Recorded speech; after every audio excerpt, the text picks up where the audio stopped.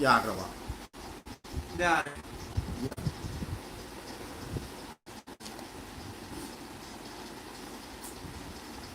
ꯌꯥꯔꯦ ꯂꯥꯏꯛꯇꯣ ꯂꯋꯥꯏ ꯇꯥꯕꯩ ꯆꯥꯡꯁꯦ ꯍꯧꯖꯤꯛ ꯈꯔ ꯍꯩꯇꯕꯒꯤ ꯈꯔ ꯑꯁꯤꯗ ꯍꯥꯞꯄꯨ ꯀꯩ ꯌꯥꯎꯒꯦ ꯍꯧꯖꯤꯛꯁꯤꯗ ꯌꯥꯎ ꯌꯦꯡꯒꯦꯀꯣ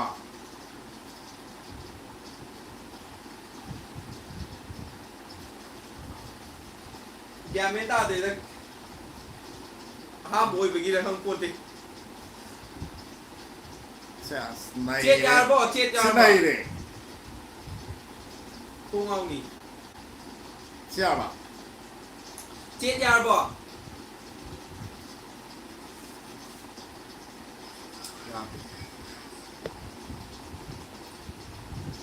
ꯆꯦꯠ ꯌꯥꯕ꯭ꯔꯥ ꯌꯦꯡꯉꯨ ꯌꯥꯔꯦ ꯍꯜꯂꯣ ꯆꯟꯇꯣꯝꯕꯤ ꯆꯟꯇꯣꯝꯕꯤ ꯀꯩꯗꯧꯔꯝꯃꯤꯅꯣ ꯑꯩꯈꯣꯏ ꯄꯥꯔꯇꯤ ꯀꯩ ꯏꯟꯖꯥꯡ ꯆꯥꯔꯒꯦ ꯊꯣꯏꯃꯨꯇꯨꯝ ꯑꯁꯤ ꯂꯟ ꯃꯣꯔ ꯑꯁꯤꯒꯤꯗꯤ ꯀꯣꯟꯅꯅꯤ ꯍꯜꯂꯣ ꯑꯗꯨ ꯉꯁꯤꯗꯤ ꯃꯌꯥꯝ ꯀꯩꯅꯣ ꯇꯧꯕꯤꯔꯣ ꯀ꯭ꯌꯨ ꯑꯦꯟ ꯑꯦ ꯇꯧꯔꯁꯨ ꯌꯥꯔꯦ ꯃꯌꯥꯝ ꯍꯜꯂꯣ ꯊꯣꯏꯃꯨꯇꯨꯝ ꯑꯩꯈꯣꯏ ꯂꯨꯗꯨ ꯄꯥꯔꯇꯤ ꯑꯩꯈꯣꯏ ꯂꯥꯏꯐꯁꯦ ꯑꯍꯥꯟꯕ ꯇꯧꯕꯁꯦ ꯀꯅꯥꯝ ꯌꯦꯡꯕꯤꯔꯛꯇ꯭ꯔꯤ ꯑꯗꯨꯅꯦ ꯍꯥꯏꯁꯦ ꯍꯩꯇꯕ ꯍꯥꯏꯁꯦ ꯀꯩꯅꯣꯅꯤ ꯌꯥꯔꯦ ꯍꯥꯏꯔꯛꯑꯦ ꯃꯌꯥꯝ ꯀꯩꯗꯧꯁꯦ ꯀꯩꯅꯣ ꯇꯧꯔꯁꯦ ꯀꯩꯗ ꯎꯇꯤ ꯊꯣꯡꯕ ꯆꯥꯏꯌꯦ ꯗꯥ ꯆꯤꯡꯂꯦꯟ ꯍꯥꯏꯔꯦ ꯅꯪ ꯀꯩ ꯏꯟꯖꯥꯡ ꯆꯥꯒꯦ ꯍꯥꯎꯅꯤ ꯎꯇꯤ ꯆꯥꯅꯤꯡꯉꯦ ꯎꯇꯤ ꯑꯣꯟꯅꯗ꯭ꯔꯣ ꯉꯁꯤ ꯃꯟꯗꯦꯅꯤ ꯃꯟꯗꯦ ꯑꯣꯏꯔꯁꯨ ꯁꯨꯇꯤ ꯑꯗꯨꯝ ꯑꯣꯏꯔꯤꯁꯤꯗꯤ ꯂꯣꯛꯗꯥꯎꯟꯒꯤ ꯁꯥꯎꯟꯗꯤ ꯐꯖ ꯇꯥꯕ꯭ꯔꯥ ꯀꯩꯅꯣ ꯆꯟꯇꯣꯝꯕꯤ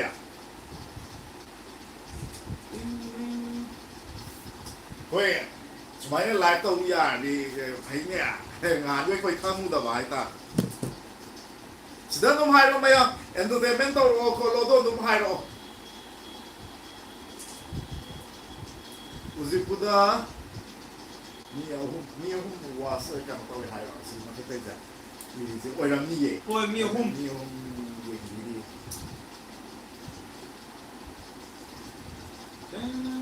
ꯃꯌꯥꯝ ꯀꯩꯅꯣ ꯇꯧꯁꯦ ꯀ꯭ꯌꯨ ꯑꯦꯟ ꯑꯦ ꯇꯧꯔꯁꯦ ꯀ꯭ꯌꯨ ꯑꯦꯟ ꯑꯦ ꯀꯃꯦꯟ ꯄꯤꯔꯣ ꯀ꯭ꯌꯨ ꯑꯦꯟ ꯑꯦꯗꯤ ꯃꯤ ꯈꯪꯗꯕ ꯃꯤ ꯇꯧꯒꯗꯅ ꯑꯩꯈꯣꯏ ꯈꯪꯗꯕ ꯉꯥꯛꯇꯅꯤ ꯁꯤ ꯌꯦꯡꯉ ꯑꯗꯨ ꯑꯣꯏꯔꯁꯨ ꯍꯪꯉ ꯐꯥꯒꯤꯅꯤ ꯀꯩꯅꯣ ꯖꯣꯛ ꯇꯧꯁꯦ ꯖꯣꯛ ꯍꯥꯏ ꯇꯥꯏꯌꯦ ꯐꯖꯅ ꯑꯗꯨꯝ ꯀꯩ ꯏꯟꯖꯥꯡ ꯆꯥꯔꯒꯦ ꯌꯥꯝꯕꯨꯡ ꯗꯥ ꯆꯤꯡꯂꯦꯟ ꯃꯔꯩꯖꯥꯎ ꯀꯥꯏ ꯀꯩꯅꯣ ꯆꯥꯏꯌꯦ ꯉꯁꯤ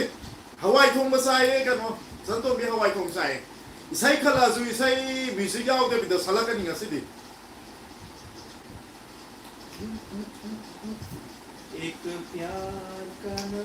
ꯍꯤꯟꯗꯤ ꯏꯁꯩ ꯁꯛꯑꯁꯨ ꯌꯥꯔꯦ ꯃ꯭ꯌꯨꯖꯤꯛ ꯌꯥꯎꯗꯕꯅꯤꯅ ꯀꯅꯥꯅꯣ ꯀꯣꯜꯂꯦ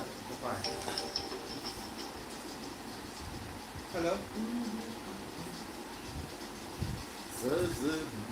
ꯀꯅꯥꯅꯣ ꯍꯜꯂꯣ ꯀꯃꯦꯟ ꯊꯥꯗꯔꯛꯑꯣ ꯒꯦꯝ ꯁꯥꯟꯅꯁꯤꯔ ꯃꯌꯥꯝ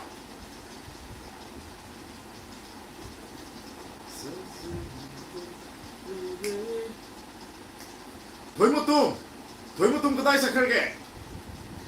ꯀꯩꯝ ꯍꯥꯏꯔꯛꯇꯔꯦ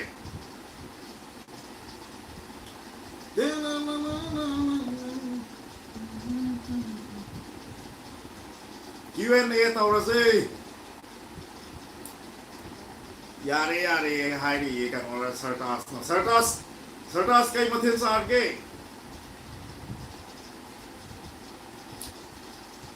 ꯂꯩꯌꯦ ꯌꯥꯝꯕꯨꯡ ꯉꯥꯛꯇꯪ ꯅꯝꯕ ꯌꯥꯔꯝꯗ꯭ꯔꯕꯅꯤ ꯍꯥꯏ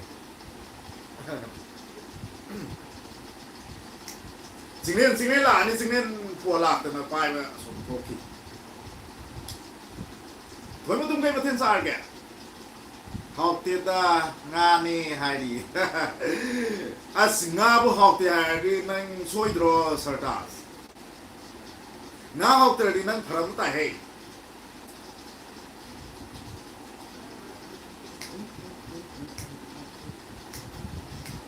ꯃꯌꯥꯝ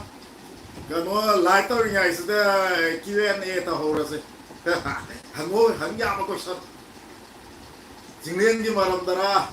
ꯑꯩꯒꯤ ꯃꯔꯝꯗꯅ ꯍꯪꯅꯤꯡꯕ ꯍꯪꯍꯧꯔꯣ ꯌꯥꯔꯕ ꯌꯥꯏ ꯁꯔꯇꯥꯁꯨ ꯌꯥꯎꯔꯤ ꯁꯔꯇꯥꯁꯅ ꯀꯩꯅꯣ ꯀꯤꯔꯤ ꯍꯟꯗꯛꯇꯤ ꯇꯠꯂꯔꯣꯏꯗ꯭ꯔꯣ ꯏꯕꯨꯡ ꯑꯅꯤꯒꯤ ꯑꯍꯥꯟꯕ ꯂꯥꯏꯐꯁꯦ ꯑꯁꯤ ꯀꯅꯥꯅꯣ ꯈꯪꯕ꯭ꯔꯥ ꯀꯤꯃꯤ ꯚꯥꯏ ꯀꯅꯥꯅꯣ ꯃꯆꯥ ꯊꯣꯏ ꯃꯆꯥ ꯊꯣꯏꯔꯣ ꯍꯩꯃ ꯇꯠꯂꯔꯣꯏ ꯍꯟꯗꯛꯇꯤ ꯑꯍꯥꯟꯕꯅꯦ ꯀꯩꯅꯣꯗ ꯐꯦꯁꯕꯨꯛꯇ ꯂꯥꯏꯚ ꯇꯧꯔꯤꯁꯦ ꯐꯦꯁꯕꯨꯛꯇ ꯌꯨꯇꯨꯕꯇ ꯁꯣꯔꯤ ꯌꯨꯇꯨꯕꯇ ꯑꯩꯁꯨ ꯃꯊꯛ ꯀꯥꯈꯠꯂ ꯐꯪꯒꯦ ꯌꯥꯗ꯭ꯔꯦ ꯀꯩꯅꯣ ꯑꯣꯛ ꯃꯥꯜꯂꯦ ꯁꯨꯃꯥꯏꯅ ꯐꯝꯍꯧꯒꯦ ꯀꯝꯐꯣꯔꯇꯦꯕꯜ ꯑꯣꯏꯅ ꯗꯥꯆꯤꯡꯂꯦꯟ ꯅꯣꯡꯃꯗ ꯁꯦ ꯆꯥꯛ ꯀꯌꯥꯔꯛ ꯆꯥꯒꯦ ꯅꯣꯡꯃꯗ ꯆꯥꯛ 50ꯔꯛ ꯆꯥꯏ ꯃꯥꯗꯤ ꯆꯥꯔꯤꯈꯣꯏ ꯑꯗꯨꯝ ꯍꯣꯕꯅꯦ ꯍꯥꯏꯕꯗꯤ ꯆꯥꯔꯤꯈꯣꯏ ꯑꯗꯨꯝ ꯂꯥꯝꯕꯅꯦꯕ ꯏꯕꯨꯡ ꯃꯍꯦꯁ ꯐꯦꯁꯕꯨꯛ ꯌꯨꯇꯨꯕ ꯍꯥꯏꯔꯤ ꯌꯨꯇꯨꯕꯅꯦ ꯌꯨꯇꯨꯕ ꯐꯦꯁꯕꯨꯛ ꯍꯥꯏꯕ ꯁꯣꯏꯒꯩꯅꯤ ꯐꯦꯁꯕꯨꯛꯇ ꯁꯨꯝ ꯂꯥꯏꯚ ꯁꯔꯗꯥꯁꯅ ꯇꯧꯕꯗꯣ ꯀꯩ ꯍꯪꯉꯩꯅꯣ ꯁꯔꯗꯥꯁꯅ ꯀꯩ ꯃꯊꯦꯜ ꯃꯥ ꯉꯥ ꯆꯥꯏꯌꯦ ꯍꯥꯎꯇꯦꯌꯦ ꯑꯦ ꯑꯩ ꯀꯩꯒꯤ ꯉꯥꯗ ꯍꯥꯎꯇ꯭ꯔꯗꯤ ꯂꯣꯏꯔꯦ ꯍꯥꯏꯕ ꯃꯥ ꯌꯥꯗ꯭ꯔꯦ ꯃꯥ ꯉꯥꯗ ꯍꯥꯎꯇ꯭ꯔꯦ ꯍꯥꯏꯁꯦ ꯍꯜꯂꯣ ꯃꯌꯥꯝ ꯀꯩꯅꯣꯒꯤ ꯑꯩꯈꯣꯏ ꯌꯨꯇꯨꯕꯀꯤ ꯂꯥꯏꯚꯁꯦ ꯀꯩꯅꯣ ꯇꯧꯕꯤꯌꯣ ꯃꯌꯥꯝ ꯌꯦꯡꯕꯤꯔꯛꯑꯣ ꯀꯣꯏꯁꯟꯁꯨ ꯍꯪꯕꯤꯔꯛꯑꯣ ꯍꯥꯏꯒꯗꯕ ꯀꯩ ꯏꯟꯖꯥꯡ ꯆꯥꯔꯒꯦ ꯅꯣꯏꯗꯤ ꯍꯥꯏ ꯍꯋꯥꯏ ꯊꯣꯡ ꯆꯥꯏꯌꯦ 이분 메스 페이스북 유튜브 어 지금 뭐나네 산디아나 어 산디아는 김이 바이지 마을 산디아. 어 네, 카팅데이다 ꯍꯣꯏ 어 한번 물리고 바블로 된 게 아니라 아주 되게 뭐 나는 하이 미쿠바 하이리 ꯍꯥꯎ 종태 하이 미쿠바 예 미쿠바 지마와라네 아이디 미쿠데고 ꯃꯤꯠ ꯈꯨꯕꯗ ꯂꯥꯏꯔꯤ ꯉꯔꯥꯡ ꯁꯤ ꯈꯣꯠꯇꯠꯂꯨꯗꯅ ꯁꯤꯗ Any kailangan music yaudi kopi krem lay ba kopi rice lay krem anun su lay aduna music yaudi video ina salage salwa itu adu mayam da kosanan ba dum hango ai khang bro hairi ꯈꯪꯉꯦ ꯈꯤꯇꯪ ꯈꯪꯉꯨꯗꯣꯏꯅꯣ kitang tingnan sila Vaste zandido megawa mandido nagipon matugi ꯈꯪꯗꯦ ꯀꯥꯏ Monday is kasi. Sila is mo daw. Net ꯌꯥꯝ ꯅꯨꯡꯉꯥꯏꯇꯕ ꯀꯩꯅꯣ ꯇꯧ Eh, nungay. Nungay kaya no mo niya takra ni na mayam mo. ꯁꯦꯝ ꯄꯥꯏ Taki do ila na mo ha. ꯌꯦꯡꯉꯝꯃꯣ Bien din. Mayam nung sila ba malu mayam kamen to biro. Wari sana ze. Yang hanggal na ba mahes isay sa. Karamba isay no salake mahes ki makon kay no patpat mulay kami si pa ding eda. Kutsao si haido ira kutsa do haido ira kan mahir ka. Ugi dare patpat mulay kan ugi. YouTube ka kami di kui na like ti.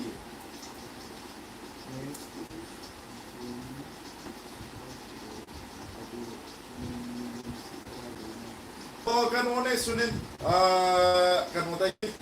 aina cry dagi mana singnena singzama ai dagi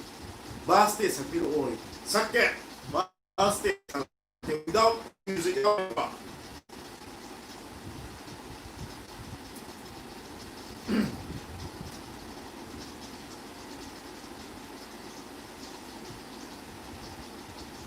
sinela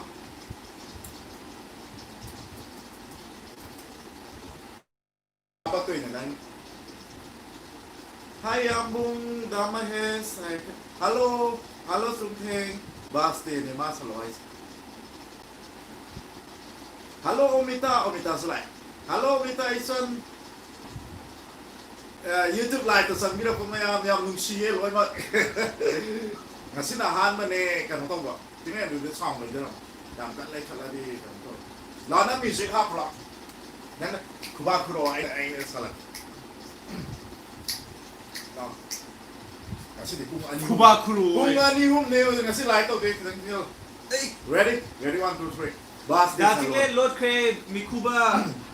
ꯍꯥꯏꯔꯨꯕꯩ ꯏꯀꯥꯏꯔ ꯖꯥꯠꯂ ꯅꯠꯇꯦ ꯃꯤ ꯑꯁꯣꯝꯅꯥꯀꯟꯗ ꯂꯥꯏ ꯊꯥꯜꯂꯨꯕꯩꯅꯤ say ready 1 2 salage ko kano chongte Baste zambido megawai mandido kismato galika mordo बदले में मैं तेरे जो खुदा खुद भी दे जन्नते सस कहूँ छोड़ दूँ तुमसे ज्यादा मैं ना जान तुमसे खुद को मैं पहचान तुमको बस मैं अपना मानूं माहिया हेलो तुमसे ज्यादा मैं ना जान हेलो तुमसे खुद को मैं पहचान तुमको बस मैं अपना मानूं माहिया वास्ते Miku ba ng sisalo eh? मैं गवाही मान दो किस्मतों का लिखा मोड़ दो Hey, Dave! Yeah! Nice song. God bless you, both of you. Thank Thank you. you. And God bless you more. Thank you. Matang isay kalwa dun sa laki sidi copyright Nice eh, one, right? Tere तेरे ay अला- chandri. Something galo. Sige, ay kuzina. तेरे अलावा कोई भी ख्वाहिश नहीं है बाकी दिल में कदम उठाओ जहाँ भी जाओ तू जिससे जाओ मिलने तेरे अलावा कोई भी ख्वाहिश iPhone याद नहीं रही। है बाकी दिल में Adune ka. कदम उठाओ Sandas kayo, no? जहाँ भी जाओ तू जिससे जाओ मिल तेरे लिए मेरा सफर तेरे बिना Yari, taning mo. या okay Music out na sinong item mo. अदुने आइजे ओके मथम कमें पिरो मथम मते खालाके अकोई समोसा सु सकpa यारो यावन दोइने वारो पे अमुक सालाके Sakka da yad, timan na na na. Kailang tawli. Samosa dan te kasi di para tao. Sakka da yad, timan na na na. Kailang tawli. Samosa dan te kasi di para tao. कई न मैं मांगदे अदुना मीगी सकायबसे अदुम गनोन Samosa da alu handan na hen man bagi pecho to. Adui mai ni Italy. Mandra. सालाके से Kay mo to. वारो दे सपिरो ओए Pedro ke ni tima mo. Sartas ke do rehan no. मोय के दो नाइ नो कई Umita chen umita biao ni de niya. हो याओ की Ay ko hodre. वारो दे कना दसु हंगरुई वाहै अमा नाजु एंटरटेनमेंट तो होगा Dati ngayon yambong mahen naman ni Lin Mapu Kok Pagum. Lin Mapu kung kedra ba? नहा वो तो इधर लिंदे अदु तुम निमान नुंसीबाबु असुन तौबरा काइनरगा Baba खंबनी वाहलो Biku ba sa loy? चाकलो मधुरा अपना जरो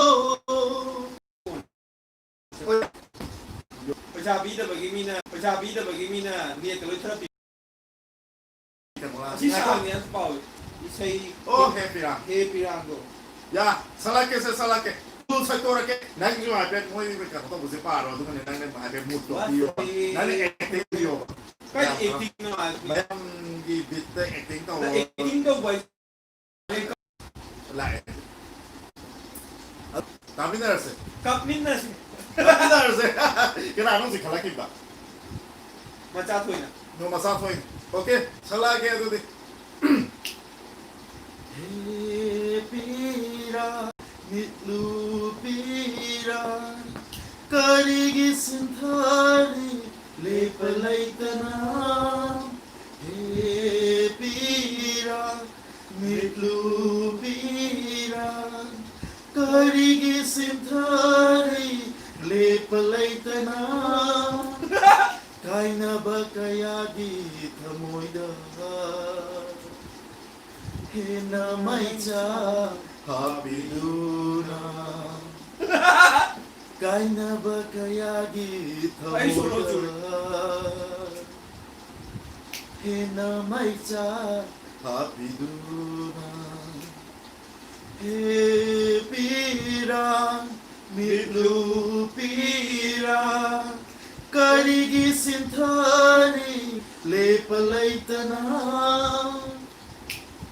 may sasay kami lai pao. Net ya dre chantung binak ya grabo. Net ya mo IT kay ginu chaba. Khang di ako din ko kan tao di. Ay sa suyay. Ay di. Magiminda puli ba nung siba mai to tan piro sa gai jana khai ba nung si yare atoko dharma wari yo isan na seba nasi music adu kamen me am pira kai kamen ngai ko ina wari san nai zo nok sa lo ko ina kamen pira pa ngai ka lok chalo ako ngawra ha na adu last ke ni am nung si ba si sai da yam nung si ba pa me yawe adu ma tang na sala ge ko sai boring am chumalle na mayam se suroi ma handoi ni wari oi na to si hari adu me hai se wari to se wari to ma on wari to hello adu di noi comment za piro wari to na ba wari liro e ngasi de hek khum ma ge hai ding ma thai lo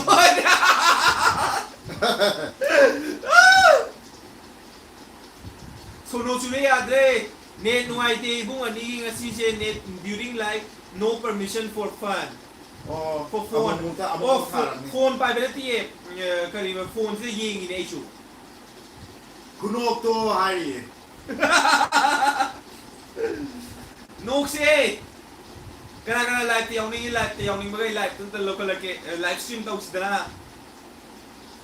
mayam ngan goi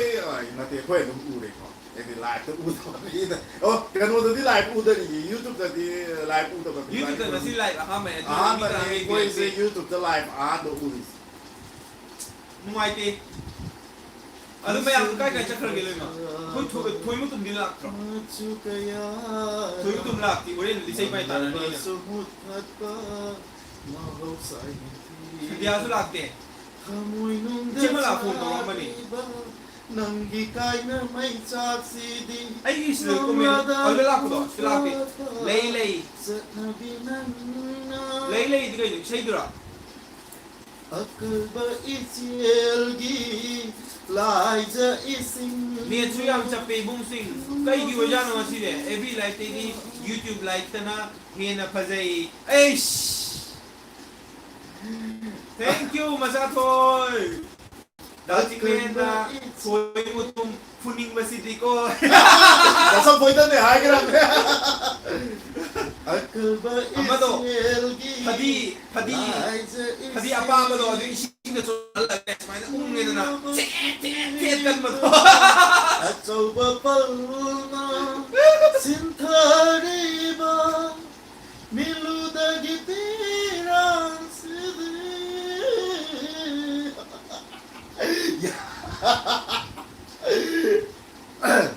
hai comment piro kanoy chinglen gi Q&A tong jai ba mayam Q&A hango question na duga ozik kuman ge ma ozik mayam manga ma ngasi thoi mu tum yeng da bai ma phone da so singa puda ne ai gram ne drain de kau da ne ai gram ne soy mutum yeng am di chimala phone to ram ba ni phone ta gi je phone ta gi to adugi hello mayam nungsiraba marup mayam ade akoi mayam de aduga ahan ni aduna mayam na sun koi kham de da salchu phajade mine koi di sanju pazade adun celebrities na ludam ni na mayam na support to bi koi to bi ba mayam budi so many love to bi ba mayam budi yam nungsi adu koi youtube channel se noi wait kya lege wait kya hai ka no tang de wait kya le ma news ya 60 nothing amu kya no 64 my life ki bani amo mana 72 ra am ki da uri IT usura mani IT busura me lockdown manung de gym su sana tare aduna kamo tawe wait yam hen kale cha ba he man bado mapan stop tare cha ba he man dana yam noi khat le mai ka se thora pa oh my male picture man my just my picture am ni my hai doi my picture am man my na hindi bang hoi gi phau bu kai ha na haura Hora dong na sumpa thore lockdown manung sida kai no mars dai sum char pham ma pa exercise mara ma dap to ne morning walk out na adu dai di supta lak ate asing ba dia dui morning walk out to koi morning walk out to the nuti kwa adu koi chena horok ta chalam bane la aduga IT my dancing len gi wes with the ai ri kan ona mitai sana ai ti ro ye มาคิดตั้งไอ้งวดไอ้ไฮคาราว่าง นั่น อะไร เอ ประมาณน่ะ อาชีเจ้าพวกนี้กะลีเวทโต ไฮพิเซีย บนกับเวทยังยามไม่ว่าคือไฮวิจา ไฮพิเซีย เวทโตบนเสียมลุ่มบักกว่าอะดูกินี่อะดูมันแต่นู้นสุดใครเด็ด หน่วยไฮ โคเรียกินนับบิด อ่ะดูดิสิสวยนะมวยกินเด็กกับโต เช่เช่ มวยกินสุดาก็ได้หน้าตัวนี้ก็สัตว์ตัวนี้มวยโตอ่ะได้สุดาซูสติ๊กเกอร์แล้วก็อีโนนับเป้ ไอ้ฉันต้องเบียให้ให้ไปดิ เนี่ยยาตรีไฮนี่ยี่กันโน่นนะถอยนะ ถอยมาตุ้ม นั่งกินนั่งอยู่อะไรนี่เนี่ยยาตรีเสียยาให้เรานั่งกิน พยายามที่จะดูใหญ่ อ่ะดูสมัยน่ะชินับสันเลมวยโตหน้าตัวที่จะสมัยสิ่งเขาเล็กสาสริกิมาหุตาอ่ะดูก็ไม่ได้นอนดีอ่ะดูมันเมคอัพให้บ้างมันเมคอัพต้องหันตัวที่อร่อยไปโลกดาวมันนุ่งกี่ใบปัดตัวรับไปกี่ เอฟวีตะกี้ไลฟ์ตัวระบบงานตัว เอา เอง งานตัวเร่อันนู้นตัวเราเก๋เอฟพีตัวสุขวยกันนู้นตัวเราเก๋คุยกี่ละเพียสสมัชเซมเซอร์เก๋เพียสตัวโดอินเนอร์ตัวโดอินเนอร์เมียนไว้เนอร์กันนู้นตัวได้ตัวเก๋ดามเฮสเซ่ ไอ้ยี่กันทั้งเริ่มมี ทำไม่ขั้นตัวที่ไกลโน่ ลิน คุ คุ ย ย ไท ไท ย ย ส ส ตี ตี คุยไทยสตีอันใด กู ที่ อยากกินน้ำพริกตัวไม่ได้เล กู ย อยากกินน้ำพริกตัวเต่าเก๋ให้เฮ้ยฮันตั้งกี่โลกดาวมันนุ่งสุดที่กูอยากกินน้ำพริกตัวนั่นแต่ดีอุปายอะไรที่มาปานน้ำมี เอา น้ำ ลูก สัก กู การ จะนับนาทีเอาดี Bukti spicy. Bukti kan ulai jadi. Kemudian ulai dia yang ulai jadi. Sa kan. Tapi tak yang tolapan. Jika ni wet ya me ai ko atai na te da mana kita hike kita ai ngon de karawang ni mana. Hike to. Aduna mai hike tu gi matung ni na ma wet to kan tom. งานจังอะเมบิจาเบมยิงดูนะโอเค thank you Thank you Bizia. Thank you so much. Adu me am ko YouTube kan. ไอ้คอมเมนต์ก็เครดปาคิดเรย์การีกินโนไปด้วยนี่ Anu nanti zar salah mood level si YouTube kita la Facebook kita mana di. มาสิ Yari hari tu toy tu nak sing le na puda ne hai ne na. มาชาถ้วยกูยี่เก็บมาสินะห้ามมาดีนะอะดูนั่นเนี่ยแกมันตาด้วยผมก็อีโร่ Tu kan nai ปุกติด put ตับ ti tap ตับนาป่วย tap na poi. จริงเลยนะนางอนได้วางโรย Wang ni serta sing le na karawang ni ngon dai ki. ไอ้ซิกซ์ฟิตเนี่ย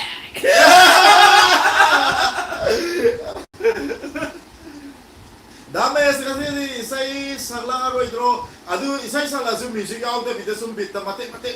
tak sakit. ยูทูบตัวที่ยาเดียวก็ YouTube tu di มิวสิกอาร์ปฏิมวยนะกูยังจริงหลายตัวสิกูไม่ได้ตัวกันตัว Kau มึง kira คิด ni เลย ni bukan kini ba. Aduna mutata na ba kan tahu bagi kau ke ba. เอาเรื่องมาอย่างโบลิ่งชูก็เลยมาดูคุยชูโบลิ่งชูอีกนะต้องการแต่พวกเรา room manung sudah mabas to ti office ti thabak chu khara ko me lockdown ina aduna mayam smile free da lining ai da live to mayam se enjoy to mina zewa ไอ้ที่พอตัดตัวเนี่ยสิดูประมาณเรื่องนี้ pasdo adu rasi happy ne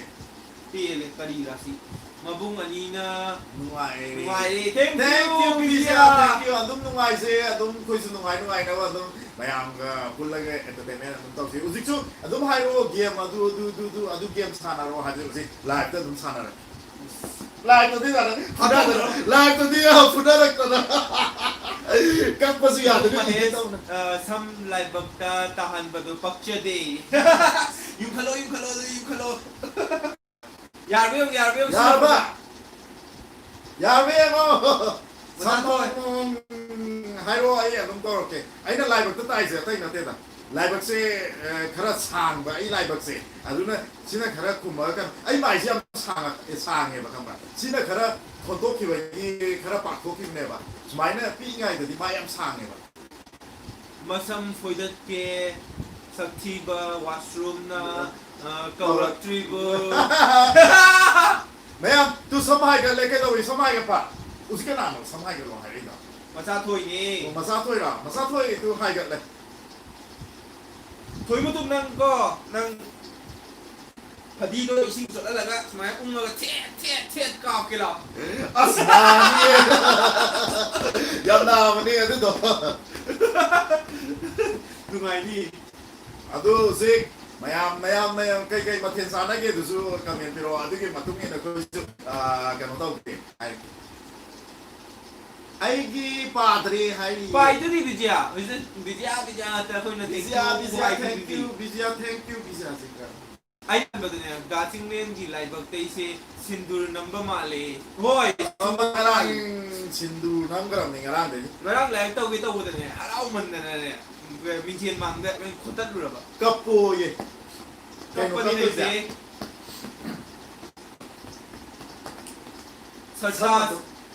Sarta nang kai yang cara ke nang kai ai ke nga tu bu chau ki kai nga hau ji bu kai nga Alun nga da học thì anh sẽ năng sẽ không mà nông nhà đấy. Chúng ta tôi đang lầy à đấy. sau khi omelette thang jing Wow. wow Thôi mà tôi mi khăn bao hậu có. Năng gì chính nên thả tôi ra đi. Chính nên tin chắc là mấy hai anh năng như mà tiền đó. Giá thì có quy định gì mà con giá. À tôi gì thôi mà tôi na ông bà hay ta làm gì bảo gì mà không xây à mà đó. Ya đâu mà. Tin vô piu. Mày mà đi buồn good lắm. มาคนช่วยที่เอาไปยังบ้างจีโจ้ใจดิ ไมโครโฟนไม่พูดไมโครโฟนน้ำเสร็จแล้วไมโครโฟนใช้อยู่ครับมันเลยงานเว้นตาหน่อยผมจะ พ่อกูรู้ ไอ้ยังชอบอะไร ไอ้หูยังตัดเลยครับเป็นตันดูนะครับ อ่ะสิเลยพยายามเซ็นนะต้องรอหาเป็นบ่ วายตะโกบริงามจีอ่ะด้วยเนี่ยครับกันเลย YouTube ไลฟ์จริงๆสินะฮัมไปตัวคนเดียวป่ะมันสินะฮัมไปตัวในเกมคังด้วยกันใส่ลีอันนี้ผมเราปัดตัดกันเลยดูว่าคอมเมนต์ต้องผมยอมเลยดูว่าเมื่อคอมเมนต์ต้องผมยอมเดี๋ยวไอ้ตัวอันมาขนาดนี้เลยไลฟ์ต้องมาตั้งแต่จูสตัวแต่ละกว่าสินะงานกินยังงานกินนะเตี้ยที่ผมอันนี้นั่นในเฮ้ยโมนิก้า thank you เช่นโมนิก้าตรงไหนดิเช่นกันยังจ้าเลย อ่ะส่งไมโครโฟนลังแต่วันนี้สั่งแล้ว เอาตัวนี้อันนี้ยาวอีกกว่าดาจิงเงินเซงัดซี่ยามฮันูรัมเมย์ก็โดนระเกงงัดซี่เขาก็ตั้งใจดิ ฮันดูแล้วไม่ได้ป่ะ โว้ยฮันูดิฮันูเร่ชิตเร่ ไม่ต้องสั่งเลยไม่เอาไมโครโฟนด้วยงานแกไมโครโฟนทิ้งซะแล้วไมโครโฟนด้วยงานเอ๊ะยารู้ยังไอ้สิบเราตัวกันซีสิกันเอาสิกรอบสิให้ไปดีซีกี่ ตัวด้วย ตัวสุดไมโครโฟนยาบ้าจึงเลยนะวันเดียวขยันมุขันโฟนตัว ฉันตัวบินนั่งในฮันูเร่ไฮเวย์ยาวชาวมิงเอง ฉันตัวบินน่ะหรอ อ๋อ ฮันดูเรื่องอะไรต่อ อีพุ่งจิงเล่นคุณนกเสียมโดย บ้าเบี้ยตรงนู้นคนเบี้ยตรงนู้นไอ้ซูนี่เบี้ยตรงนู้นเองนะไม่เอามาคิดตั้งที่เบี้ยหรอ ที่ยาวแล้วมีอะไร ซียาวเบี้ยตรงนี้ตัวยาวมั้งคิดตั้งความเบี้ยสิ ห้องโม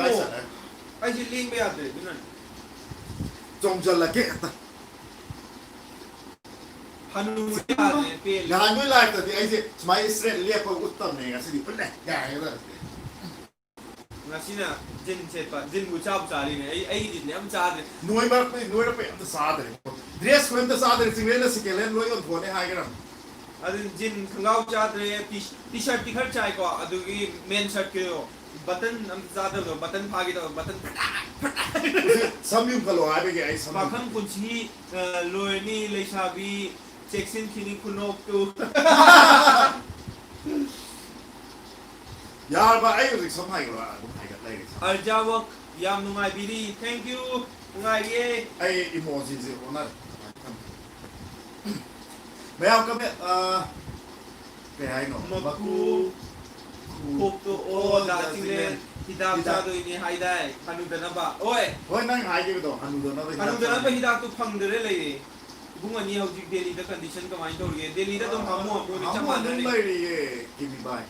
Kanu one adum usik ti kitang kan nisan kitang ti pudi pare. Sartas. Sani ma hai itu. Kitang pudi pare ha naga hai ka di kitang free oi re. Adu free oi ra su koi nam pan ko matam de isana section ba. Isana sanitizer ama hapsa raga. Already kanu ma kanu taro su. Adum always sanitizer je use to ba. Mask ti adum sundu soi da bi adum kanu to. Viziana ai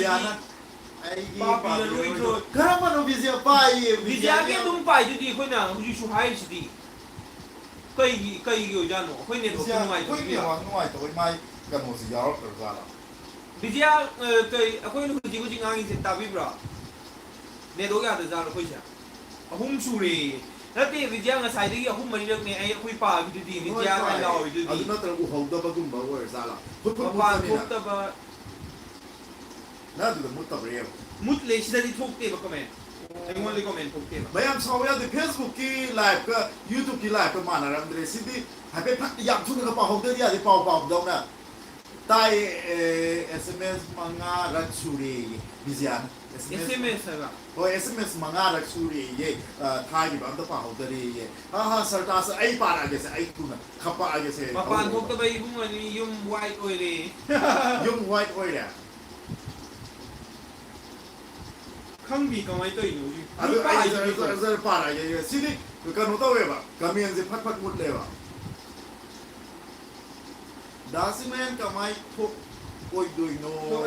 ꯁꯤꯗ ꯌꯥꯎꯋꯦ ꯁꯨꯃꯥꯏꯅ ꯑꯣ ꯑꯗꯨ ꯐꯩ ꯑꯗꯨꯗ ꯌꯦꯡꯉꯣ ꯑꯗꯨꯗ ꯄꯥ ꯁꯤꯗꯩ ꯄꯥꯍꯜꯂꯛꯑꯒꯦ ꯁꯤꯗꯗꯤ ꯃꯨꯠꯂꯦꯕ ꯈꯣꯏ ꯃꯇꯨꯡꯗ ꯂꯩ ꯏꯕꯨꯡ ꯍꯥꯏ ꯅꯣꯡꯗꯝꯕꯒꯤ ꯃꯨꯡꯗꯝꯅꯤ ꯃꯤꯌꯥꯃꯥꯡꯗꯅ ꯄꯥꯎ ꯄꯥꯕꯗꯧꯅ ꯄꯥꯔꯣ ꯍꯥꯏꯔꯦ ꯄꯥꯒꯦ ꯄꯥꯎ ꯄꯥꯕꯗꯧꯅ ꯗꯥꯁꯤꯃꯦꯟ ꯀꯃꯥꯏꯅ ꯑꯁꯤ ꯄꯥꯔꯦ ꯕꯤꯗ꯭ꯌꯥꯅ FBꯗꯗꯤ ꯂꯥꯏꯛ ꯇꯧꯗ꯭ꯔꯕꯣ ꯍꯥꯏ ꯑꯩꯈꯣꯏꯅ ꯇꯧꯔꯦ ꯍꯥꯏꯅ ꯑꯗꯨ ꯉꯔꯥꯡ ꯄꯥꯗꯤ ꯇꯧꯋꯦ ꯍꯥꯏ ꯀꯃꯥꯏꯅ? ꯑꯗꯨ ꯃꯥꯅ ꯉꯔꯥꯡ ꯆꯪꯉꯛꯑꯝꯃꯦ ꯕꯤꯗ꯭ꯌꯥ ꯌꯥꯝꯕꯦꯝ ꯍꯥꯏꯕꯗꯨꯅꯦ ꯍꯥꯏꯅ ꯑꯗꯣ ꯑꯩꯈꯣꯏꯅ ꯊꯦꯡꯀ꯭ꯌꯨꯅ ꯍꯥꯏꯈꯤꯗꯅ ꯑꯗꯒꯤ ꯕꯤꯗ꯭ꯌꯥꯅ ꯃꯕꯨꯡ ꯑꯅꯤꯅ ꯅꯨꯡꯉꯥꯏꯔꯦ ꯍꯥꯏ ꯑꯩꯈꯣꯏꯅ ꯅꯨꯡꯉꯥꯏꯔꯤꯌꯦꯅ ꯍꯥꯏꯗꯅ ꯑꯗꯒꯤ ꯑꯩꯒꯤ ꯄꯥꯗ꯭ꯔꯦꯅ ꯍꯥꯏ ꯑꯗꯨꯁꯨ ꯑꯩꯈꯣꯏꯅ ꯄꯥꯏꯌꯦ ꯇꯥꯍꯧꯗ꯭ꯔꯕꯣꯅ ꯍꯥꯏꯗꯅ ꯑꯗꯒꯤ ꯑꯩꯗꯤ ꯁꯨꯡꯄꯥ ꯄꯥꯕꯤꯗꯦ ꯍꯥꯏꯕ ꯍꯧꯖꯤꯛꯇꯣ ꯑꯩꯈꯣꯏ ꯄꯥꯗꯤ ꯄꯥꯏꯌꯦꯕ ꯄꯥꯗꯤ ꯂꯣꯏ ꯄꯥꯒꯦ ꯃꯥ ꯇꯥꯔꯝꯃꯔꯣꯏ ꯅꯦꯠꯋꯥꯛ ꯅꯨꯡꯉꯥꯏꯇꯕ ꯃꯔꯝ ꯑꯃ ꯅꯦꯠꯋꯥꯛ ꯅꯨꯡꯉꯥꯏꯇꯕꯗꯣ ꯑꯗꯨꯗ ꯌꯥꯗꯕꯒꯤꯅꯦ ꯑꯣꯏꯔꯝꯅꯤ ꯑꯗꯨ ꯌꯥꯗꯕ ꯑꯣꯏꯒꯅꯤꯕꯀꯣ ꯑꯗꯨ ꯄꯥꯗꯤ ꯄꯥꯏꯌꯦꯕ ꯑꯗꯨ ꯁꯥꯎꯟꯗꯨꯀꯣ ꯑꯃꯨꯛꯁꯨ ꯄꯥꯊꯣꯛꯑꯦꯀꯣ ꯑꯃꯨꯛꯁꯨ ꯀꯃꯦꯟ ꯑꯃꯨꯛꯁꯨ ꯄꯤꯔꯣ ꯍꯦꯟꯅ ꯄꯥꯔꯛꯀꯦ ꯑꯩꯈꯣꯏꯗꯤ ꯄꯥꯒꯦ ꯉꯥꯏꯔꯤꯕꯅꯦ ꯗꯥꯁꯤꯅꯦ ꯀꯃꯥꯏꯅ ꯊꯣꯛꯑꯣꯏꯗꯣꯏꯅꯣ ꯊꯣꯛꯄꯅꯤ ꯀꯩꯗ ꯊꯣꯛꯏꯁꯦ ꯃꯄꯥꯟ ꯑꯣꯏꯔꯝꯅꯤ ꯃꯥ ꯍꯥꯏꯁꯦ ꯄꯥꯎ ꯄꯥꯕꯗꯧꯅ ꯄꯥꯔꯣꯏ ꯐꯅꯦꯛ ꯑꯩ ꯄꯥꯔꯛꯑꯒꯦ ꯄꯥꯎ ꯄꯥꯕꯗꯧ ꯑꯩꯈꯣꯏꯒꯤ ꯏꯆꯟ ꯀꯔꯤ ꯑꯃꯗꯨ ꯀꯥꯏ ꯆꯠꯈ꯭ꯔꯒꯦ ꯀꯅꯥ ꯀꯔꯤ ꯃꯆꯥ ꯈ꯭ꯋꯥꯏ ꯆꯟꯇꯣꯝꯕꯤ ꯆꯟꯇꯣꯝꯕꯤ ꯆꯟꯇꯣꯝꯕꯤ ꯅꯪ ꯌꯦꯡꯗ꯭ꯔꯕꯣ ꯆꯟꯇꯣꯝꯕꯤꯅ ꯑꯩ ꯍꯟꯅꯨꯔꯦ ꯍꯥꯏꯔꯝꯃ ꯆꯠꯈ꯭ꯔꯦ ꯅꯪ ꯍꯟꯅꯨꯔꯦꯅ ꯀꯩꯅꯣ ꯇꯧꯔꯝꯃꯒ ꯍꯣꯏ ꯍꯟꯅꯨꯔꯦꯅ ꯑꯩꯁꯦ ꯃꯥꯅ ꯑꯗꯨ ꯃꯌꯥꯝ Q&A ꯇꯧꯁꯦ ꯍꯧꯖꯤꯛ ꯁꯨꯃꯥꯏꯅ ꯂꯥꯏꯚ ꯇꯧꯔꯤꯉꯩꯗ ꯀꯃꯦꯟ ꯄꯤꯔꯛꯑꯣ ꯃꯌꯥꯝꯗꯤ ꯏꯟꯁꯇꯥꯒ꯭ꯔꯥꯝꯗꯒꯤ Q&A ꯇꯧꯒꯦ ꯍꯥꯏꯔꯒ ꯑꯗꯨꯗ ꯀꯣꯏꯁꯟ ꯂꯣꯏ ꯄꯤꯅꯕꯅꯦ ꯑꯗꯨ ꯑꯩꯈꯣꯏꯗꯤ ꯁꯤꯗ ꯗꯥꯏꯔꯦꯛ ꯂꯥꯏꯚꯇ ꯑꯣꯏꯅ Q&A ꯇꯧꯔꯒꯦ ꯗꯥꯏꯔꯦꯛꯅꯦ ꯏꯟꯗꯥꯏꯔꯦꯛꯀ ꯅꯠꯇꯕꯤ ꯁꯔꯇꯥꯁꯅ ꯍꯪꯉꯛꯇꯣꯏ ꯃꯌꯥꯝꯗꯣ ꯑꯩ ꯎꯔꯦ ꯑꯩꯒꯤ ꯌꯦꯡꯉꯒ ꯂꯩꯔꯒꯦ ꯑꯗꯨ ꯅꯣꯛꯀꯦ ꯌꯥꯔꯣꯏ ꯀꯃꯦꯟꯁꯨ ꯄꯤꯔꯛꯑꯣ ꯑꯩꯈꯣꯏꯁꯨ ꯀꯃꯦꯟꯗꯣ ꯄꯥꯔꯒ ꯀꯩꯅꯣ ꯇꯧꯗꯣꯏꯅꯦ ꯑꯗꯨꯒꯤ ꯃꯇꯨꯡ ꯏꯟꯅ ꯍꯥꯏꯔꯛꯇꯣꯏꯅꯦ ꯑꯥꯖꯥ ꯋꯥꯛ ꯍꯥꯏꯀꯣ ꯌꯥꯝ ꯊꯨꯅ ꯑꯃ ꯆꯪꯉꯤ ꯍꯥꯏꯔꯤ ꯀꯩ ꯍꯥꯏꯅꯣ ꯌꯥꯝ ꯊꯨꯕ ꯑꯃ ꯆꯪꯉꯦ ꯍꯥꯏꯕ ꯑꯣ ꯌꯦꯁ ꯑꯗꯨꯅꯦ ꯌꯥꯝ ꯑꯩꯈꯣꯏꯁꯨ ꯊꯨꯕ ꯑꯃ ꯌꯥꯝ ꯊꯨꯕ ꯑꯃ ꯆꯪꯉꯦ ꯑꯗꯨꯅ ꯁꯠ ꯄꯥꯔꯛꯀꯦꯕ ꯀꯩꯒꯤꯅꯣꯗ ꯁꯤꯒꯤꯗꯤ ꯀꯩꯅꯣ ꯇꯧꯋꯦꯕ ꯀꯅꯥꯅꯣ ꯑꯗꯨꯝ ꯁꯤꯗ ꯑꯗꯨꯝ ꯄꯥꯏꯕ ꯀꯩꯗꯧꯔꯒꯦ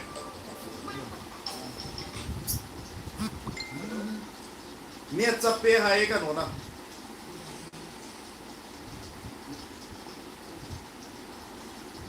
ꯑꯩꯒꯤ ꯑꯃꯁꯨ ꯄꯥꯗ꯭ꯔꯦꯌꯦ ꯀꯩꯅꯣꯅ ꯕꯤꯖꯤꯌꯥꯅ ꯀꯔꯝꯕꯅꯣ ꯄꯥꯔꯛꯀꯦ ꯁꯤꯗꯤ ꯐꯠ ꯃꯨꯠꯂꯦꯕ ꯑꯗꯨꯅ ꯍꯦꯛ ꯎꯕꯒ ꯑꯗꯨꯝ ꯍꯦꯛ ꯊꯥꯔꯛꯄꯒ ꯁꯠ ꯑꯗꯨꯝ ꯄꯥꯔꯛꯀꯦ ꯃꯤ ꯁꯥꯎꯅꯅꯤꯀꯣ ꯀꯩꯒꯤꯅꯣ ꯍꯥꯏꯁꯦ ꯀꯩꯅꯣ ꯑꯥꯔꯖꯦ ꯀꯩꯒꯤꯅꯣ ꯃꯤ ꯁꯥꯎꯅꯗꯣꯏꯁꯦ ꯃꯤ ꯁꯥꯎꯅꯒꯗꯕ ꯃꯔꯝꯗꯣ ꯑꯗꯨꯝ ꯀꯃꯦꯟ ꯄꯤꯔꯛꯑꯣ ꯑꯗꯨꯒ ꯁꯥꯎꯗꯅꯕ ꯍꯣꯠꯅꯔꯛꯀꯦ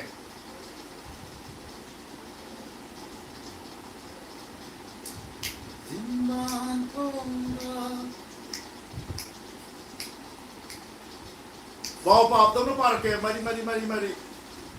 ꯑꯗꯨꯝ ꯃꯤ ꯁꯥꯎꯅꯅꯤꯀꯣ ꯀꯅꯥꯅꯣ ꯍꯧꯖꯤꯛꯀꯤꯗꯨꯅ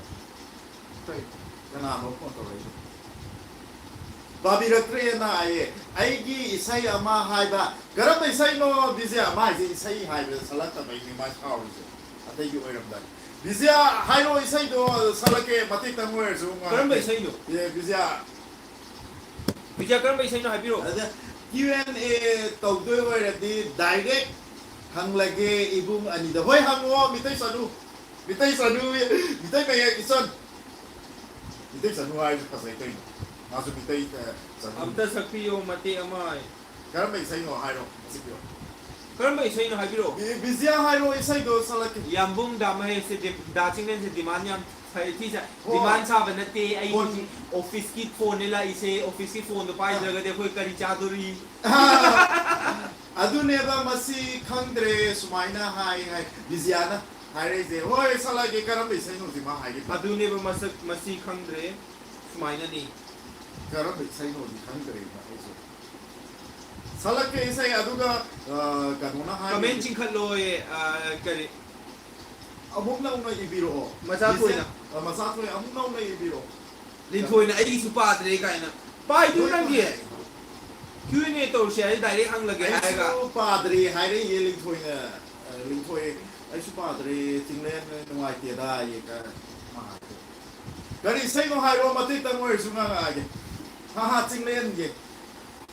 ꯑꯥꯔꯖꯦ ꯋꯥꯡ ꯍꯥꯏꯌꯦ ꯃꯥꯏꯁꯦ ꯂꯥꯞꯅ ꯎꯕꯗ ꯑꯥꯔꯖꯥ ꯍꯥꯏꯕ ꯑꯥꯔꯖꯥꯔꯥ ꯂꯥꯞꯅ ꯎꯕꯗ ꯑꯩ ꯅꯛꯁꯟꯅ ꯌꯦꯡꯕꯗ ꯑꯗꯨꯅꯦ ꯀꯩ ꯏꯁꯩ ꯁꯛꯂꯛꯑꯣꯒꯦ ꯍꯥꯏꯔꯛꯑꯣ ꯑꯩ ꯍꯦꯛꯇ ꯉꯥꯏꯔꯕꯅꯤ ꯁꯛꯀꯦꯅ ꯃꯥꯏꯀ꯭ꯔꯣꯐꯣꯟꯁꯤꯁꯨ ꯑꯁꯤ ꯂꯧꯊꯣꯛꯑꯕꯁꯨ ꯐꯒꯗꯕ ꯃꯥꯏꯀ꯭ꯔꯣꯐꯣꯟꯗ ꯑꯣꯏꯇꯥꯔꯗꯤ ꯍꯦꯟꯅ ꯑꯩꯁꯨ ꯇꯠꯇꯨ ꯍꯥꯏꯅꯤꯡꯉꯦ ꯐꯗꯧ ꯃꯥꯜꯂꯤ ꯅꯥꯕ꯭ꯔꯣ ꯉꯥꯏꯈꯣ ꯌꯥꯝ ꯊꯨꯅ ꯍꯥꯏꯔꯛꯈ꯭ꯔꯦ ꯀꯨꯏꯔꯦ ꯃꯄꯥꯎ ꯀꯨꯏꯔꯦ ꯄꯥꯎ ꯇꯥꯗꯕ ꯅꯪ ꯃꯥꯒꯤꯗꯣ ꯑꯣꯀꯦ ꯆꯤꯡꯍꯦꯟꯗ ꯄꯥꯕꯤꯌꯣ ꯑꯩ ꯁꯛꯑꯒꯦꯁꯦ ꯑꯗꯨ ꯃ꯭ꯌꯨꯖꯤꯛꯇꯤ ꯌꯥꯎꯔꯔꯣꯏꯒꯦꯀꯣ ꯃꯌꯥꯝ ꯁꯥꯎ ꯌꯥꯗꯦ ꯋꯤꯗꯥꯎꯠ ꯃ꯭ꯌꯨꯖꯤꯛꯇ ꯑꯣꯏ ꯁꯛꯂꯛꯑꯒꯦ ꯑꯩ ꯐꯣꯟꯁꯨ ꯈꯤꯇꯪꯗꯤ ꯅꯨꯡꯉꯥꯏꯇꯕꯅꯦ ꯊꯣꯏꯕꯗꯨꯅ ꯇꯦꯔꯤ ꯃꯦꯔꯤ ꯁꯔꯇꯥꯁꯦ ꯆꯤꯡꯂꯦꯟꯒꯤ ꯁꯥꯏꯗꯣ ꯃꯃꯤꯡ ꯍꯥꯏꯔꯛꯑꯣ ꯍꯪꯕ ꯍꯧꯔꯕꯅꯤ ꯑꯩꯒꯤ ꯁꯥꯏ ꯂꯩꯇꯦ ꯑꯦꯛꯁ ꯋꯥꯏꯅꯤ ꯑꯦꯛꯁ ꯋꯥꯏ ꯀꯣ ꯑꯗꯨꯕꯨ ꯍꯥꯏꯗ ꯀꯣ ꯚꯥꯏꯁꯦ ꯃꯣꯟꯗꯥ ꯍꯥꯏꯖ ꯌꯥꯝ ꯅꯨꯡꯉꯥꯏꯕ ꯃꯥꯜꯂꯤꯗ ꯅꯨꯡꯉꯥꯏꯌꯦ ꯑꯗꯨ ꯃꯌꯥꯝ ꯃꯥꯅ ꯀꯃꯦꯟ ꯄꯥꯔꯁꯨ ꯑꯩ ꯏꯁꯩꯁꯦ ꯕꯤꯖꯤꯌꯥꯒꯤ ꯈꯜꯂ ꯕꯤꯖꯤꯌꯥ ꯌꯥꯝ ꯁꯥꯎꯈ꯭ꯔꯦ ꯕꯤꯖꯤꯌꯥꯒꯤ ꯈꯜꯂꯒ ꯑꯩ ꯏꯁꯩꯁꯦ ꯁꯛꯆꯔꯛꯑꯒꯦ ꯃꯌꯥꯝ ꯁꯥꯎ ꯌꯥꯗꯦ ꯍꯧꯔꯁꯦ ꯅꯪꯅ ꯇꯥꯟꯄꯤꯔꯣ ꯀꯨꯏꯔꯦ ꯁꯤꯃ ꯃꯥꯒꯤ ꯑꯣꯐ ꯇꯧ ꯌꯥꯗꯦ ꯁꯤ ꯀꯩ ꯅꯪ ꯁꯥꯎꯟ ꯑꯣꯐ ꯇꯧ ready ꯅꯪ ready 1 2 3 ꯍꯥꯏ ready 1 2 3 ꯑꯩꯅ ꯑꯗꯨꯝ ꯍꯥꯏꯖꯩ ꯀꯨꯏꯔꯦ ꯃꯄꯥꯎ ꯇꯥꯗꯕ ꯃꯥꯒꯤ ꯆꯤꯊꯤ ꯊꯥꯈꯤ ꯄꯥꯈꯨꯝꯗꯤ ꯐꯪꯗꯦ ꯀꯨꯏꯔꯦ ꯃꯄꯥꯎ ꯇꯥꯗꯕ ꯃꯥꯒꯤ ꯆꯤꯊꯤ ꯊꯥꯈꯤ ꯄꯥꯈꯨꯝꯗꯤ ꯐꯪꯗꯦ ꯈꯥꯡꯐꯝ ꯈꯪꯗ꯭ꯔꯦ ꯃꯤꯔꯝꯁꯤꯗ ꯂꯩꯇꯥꯐꯝ ꯈꯪꯗ꯭ꯔꯦ ꯄꯥꯈꯨꯝ ꯉꯥꯏꯕꯗ ꯀꯨꯏꯔꯦ ꯃꯄꯥꯎ ꯇꯥꯗꯕ ꯃꯥꯒꯤ ꯑꯗꯨꯒ ꯀꯃꯦꯟꯁꯤꯡꯁꯨ ꯃꯔꯛ ꯃꯔꯛꯇ ꯁꯥꯏ ꯂꯩꯇꯦ ꯀꯥꯏꯅ ꯍꯥꯏꯖꯤꯜꯂꯦꯗ ꯆꯤꯡꯂꯦꯟꯅꯦ ꯆꯟ ꯇꯧꯕꯤꯅ ꯑꯁꯦꯡꯕꯩꯅꯦ ꯃꯪꯂꯥꯟꯗꯁꯨ ꯇꯣꯏꯅ ꯎꯔꯝꯃꯤ ꯑꯋꯥꯕ ꯁꯛꯂꯣꯟꯗ ꯂꯥꯛꯂꯝꯃꯤ ꯀꯔꯤꯕꯨ ꯊꯣꯛꯂꯝꯒꯕ ꯆꯤꯡꯅꯖꯩ ꯀꯔꯝꯅ ꯂꯦꯜꯂꯝꯒꯅꯤ ꯃꯤꯄꯥꯏꯖꯩ ꯆꯤꯛꯂꯥꯒꯤ ꯄꯨꯟꯁꯤ ꯑꯣꯏꯔꯝꯂꯕ ꯆꯤꯡꯂꯣꯂꯥꯅ ꯄꯥꯏꯔꯝꯒꯅꯤ ꯅꯨꯡꯁꯤ ꯁꯦꯡꯂꯧ ꯌꯦꯡꯖꯔꯒ ꯑꯋꯥꯕ ꯀꯣꯡꯒꯥꯏ ꯀꯥꯎꯔꯝꯒꯅꯤ ꯀꯨꯏꯔꯦ ꯃꯄꯥꯎ ꯇꯥꯗꯕ ꯃꯥꯒꯤ ꯀꯃꯦꯟ ꯄꯥꯎ ꯃꯤ ꯀꯃꯦꯟ ꯃꯌꯥꯝꯗꯣ ꯕꯤꯗ꯭ꯌꯥꯅ ꯈꯨꯕꯥꯛ ꯈꯨꯔꯦ ꯋꯥꯎ ꯍꯥꯏꯔꯦ ꯊꯦꯡꯛ ꯌꯨ ꯕꯤꯖꯤꯌꯥ ꯍꯦꯟꯅ ꯑꯩꯈꯣꯏꯒꯤ ꯆꯦꯅꯦꯜꯗ ꯁꯞꯄꯣꯔꯠ ꯇꯧꯕꯤꯌꯨꯀꯣ ꯁꯤꯗꯗꯤ ꯑꯩꯈꯣꯏ ꯆꯦꯅꯦꯜ ꯁꯕꯁꯀ꯭ꯔꯥꯏꯕꯇ ꯅꯧꯅ ꯌꯦꯡꯉꯛꯄ ꯃꯤꯁꯤꯡꯅ ꯑꯩꯈꯣꯏ ꯆꯦꯅꯦꯜꯁꯤꯕꯨ ꯅꯨꯡꯁꯤꯕꯤꯗꯨꯅ ꯁꯕꯁꯀ꯭ꯔꯥꯏꯕ ꯇꯧꯕꯤꯌꯨ ꯑꯃꯁꯨꯡ ꯅꯣꯇꯤꯐꯤꯀꯦꯁꯟ ꯑꯥꯏꯀꯣꯟ ꯕꯦꯜ ꯕꯇꯟꯁꯤꯁꯨ ꯇꯧꯕꯤꯔꯝꯃꯣ ꯃꯔꯝꯗꯤ ꯑꯩꯈꯣꯏꯅ ꯚꯤꯗꯤꯑꯣ ꯑꯅꯧ ꯑꯅꯧꯕ ꯊꯥꯒꯠꯂꯛꯄꯗ ꯁꯣꯝꯒꯤ ꯐꯣꯟꯗ ꯅꯣꯇꯤꯐꯤꯀꯦꯁꯟ ꯂꯥꯛꯅꯕ ꯊꯣꯏꯕꯨꯇꯨꯝꯅ ꯀꯔꯤ ꯃꯩꯅꯦ ꯂꯞꯅꯦ ꯈꯨꯕꯤꯅꯦ ꯌꯥꯝ ꯊꯦꯡꯛ ꯌꯨ ꯁꯣ ꯃꯆ ꯊꯣꯏꯕꯨꯇꯨꯝ ꯊꯦꯡꯛ ꯌꯨ ꯁꯔꯇꯥꯁꯇꯁꯨ ꯂꯞꯀꯤ ꯁ꯭ꯃꯥꯏꯂꯤꯗꯣ ꯑꯗꯨ ꯄꯤꯔꯛꯑꯦ ꯃꯈꯥ ꯑꯃꯨꯛ ꯇꯥꯖꯔꯛꯑꯒꯦ ꯂꯥꯁꯇꯀꯣ ꯂꯥꯛꯂꯣꯒꯕ ꯅꯪꯕꯨ ꯅꯨꯡꯁꯤꯕꯤ ꯐꯣꯡꯂꯒꯦ ꯑꯔꯣꯝꯕ ꯃꯩꯆꯥꯛꯁꯦ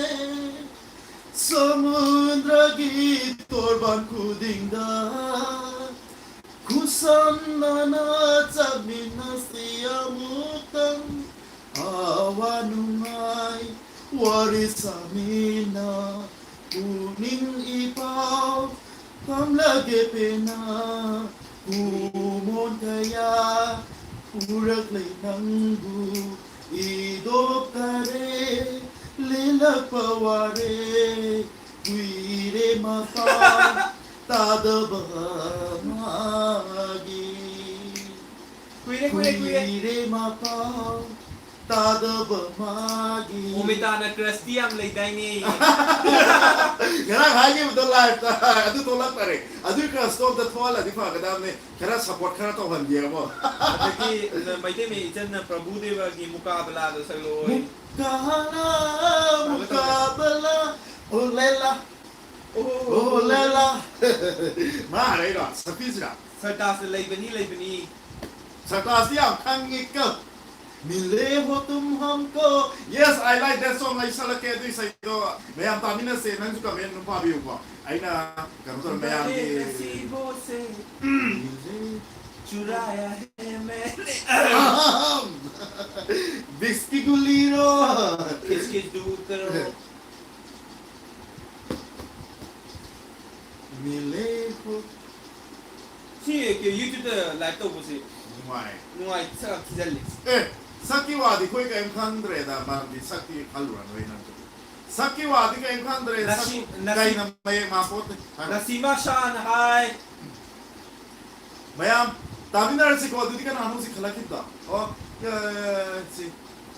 kimi bai mo rang na. จ้าคุยนี่ให้เป็น Oh masa to adu sida hai ko. thank you hi ves eva ya biba โอ้ยสลัดตัวนี่ Salah ye ko dudi ya. Check. Ready 1 2 3 nanti salah tu. Ready 1 2 3. मिले हो तुम हमको बड़े नसीबों से चुराया है मैंने किस्मत की लकीरों से अब वन से मिले हो तुम हमको बड़े नसीबों से चुराया है मैंने किस्मत की लकीरों से तेरी मोहब्बत से सांसें मिली है सदा रहना दिल में करीब होके मिले हो तुम हमको बड़े नसीबों से चुराया है मैं बड़े नसीबों से चुराया है मैंने किस्मत की लकीरों से สักกี่วันเดียวดูพัฒน์เลยปวดนี้ไฮดูนี้ชาเว तेरी चाहतों में कितना है साचो भी कितना तुझ बिन बरसे है जिंदगी में मेरी सारी जो भी कमी थी तेरी आ जाने से अब नहीं रही सदा ही रहना तुम मेरे करीब होके चुराया है मैंने किस्मत की लकीरों से मिले हो तुम हमको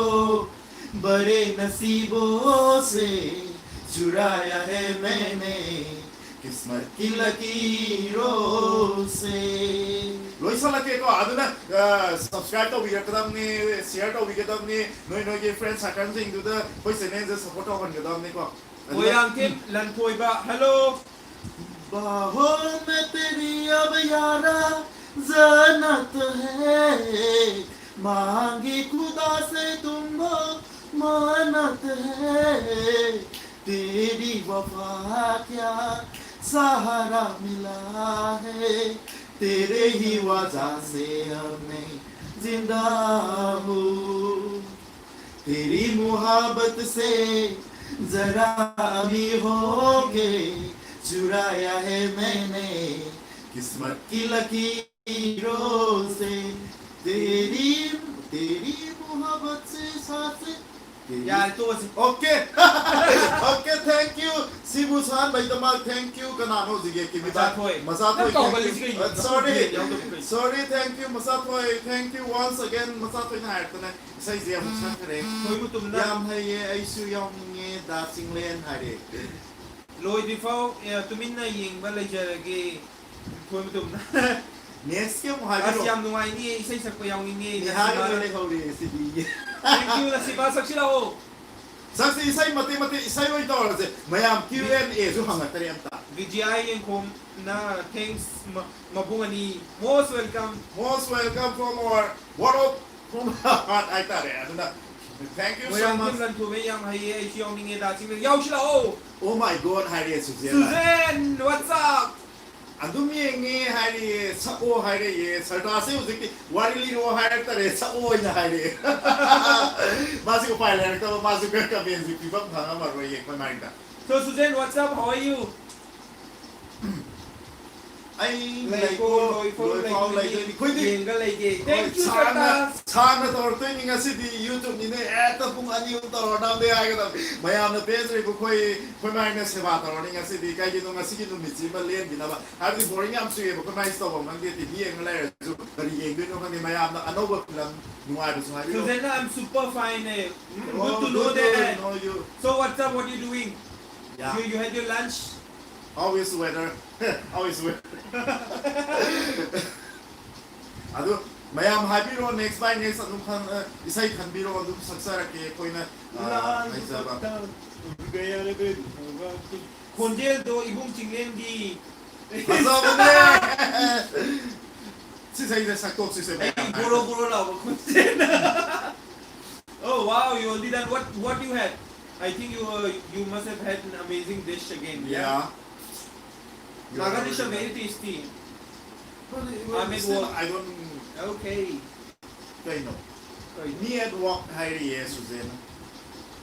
thank you for watching and thank please you for seeing if you have time then please watch till the end มายามในเส้นหายแต่เนี่ยมันคุยเส้นมาสักเส้นกี่คนมายามไอ้นั่นดูสิยามนุ่งสิไว้เส้นเนี่ยสิเอาอะไรกัน sorry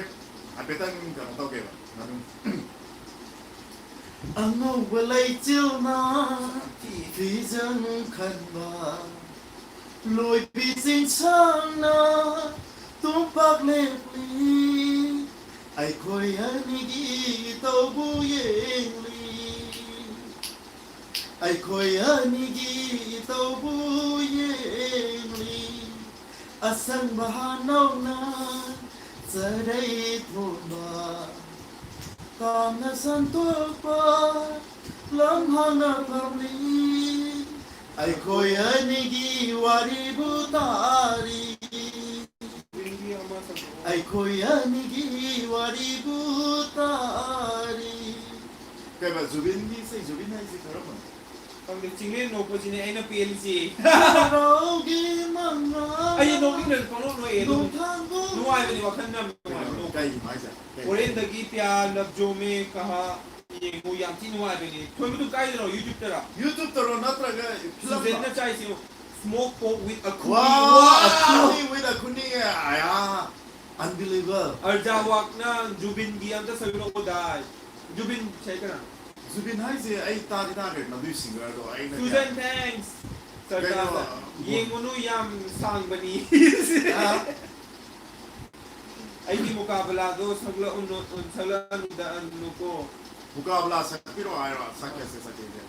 mo yang tim lan thoi bana boniam ma konya male thank you มีกูเดินบนยมสิใครดูไอ้นั่งไว้อันนี้บนยมมาก่อนมาเลยไอ้คนเดียวยำหายรักกินบนยมมาก่อนเฮ้ยมีไว้บ่สิมีกี่ amamji apoi amamji do cha de yang wa de เอามาสบายก้อง ti okay mai ki mukabla am to na to de hoi angang ni ngai to ni นี่ไงตัวนึงเรียนฟุระเกนะคุยเรื่องกุดารัก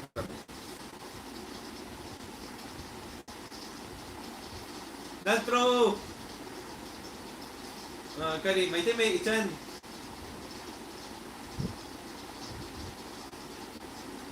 je mai ko mai te me ichan je am na lag na ba am nuai